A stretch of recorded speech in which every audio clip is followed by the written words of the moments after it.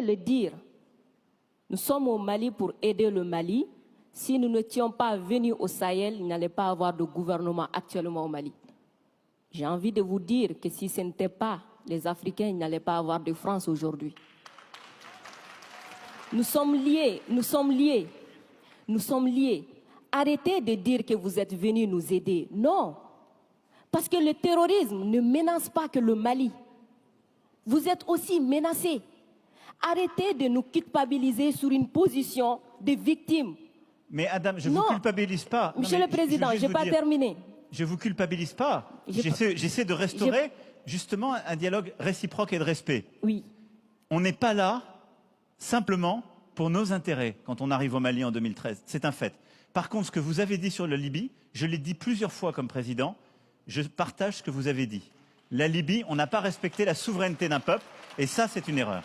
D'accord, merci d'avoir reconnu ça. Et si vous reconnaissez ça, vous allez voir que ce qui se passe au Sahel n'est que les conséquences de cette intervention. Donc, vous êtes au Sahel pour corriger l'erreur que vous avez commise en Libye et en corrigeant ces erreurs, vous êtes en train de commettre d'autres erreurs. Monsieur le Président, je vous rappelle que l'intervention militaire étrangère n'a jamais réglé un problème. La Libye, elle est comment aujourd'hui? L'Afghanistan, c'est comment aujourd'hui?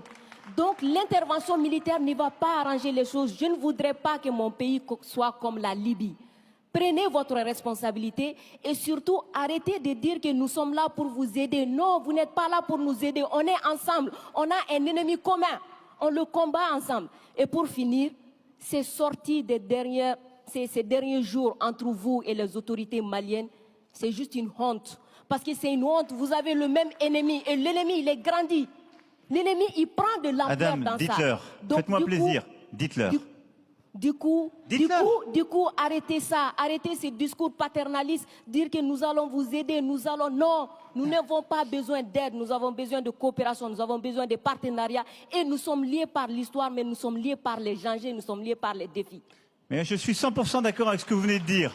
Mais après, vous ne pouvez pas me dire, vous ne pouvez pas couvrir les propos inacceptables qui ont été tenus par des gens qui, eux, n'ont ni la légitimité ni la légalité pour eux. Or, ils ont tenu des propos inacceptables. Non, mais je vous le dis. Et vous ne pouvez pas me dire, on doit avoir un dialogue équilibré, réciproque, et me dire, dès que je vous parle avec le cœur et que je vous dis la vérité, je serai paternaliste. Je ne suis pas paternaliste, je suis sincère. J'ai droit à la même sincérité que vous. Me demandez pas, dès que je dis la vérité, je serai paternaliste. On ne va jamais s'en sortir.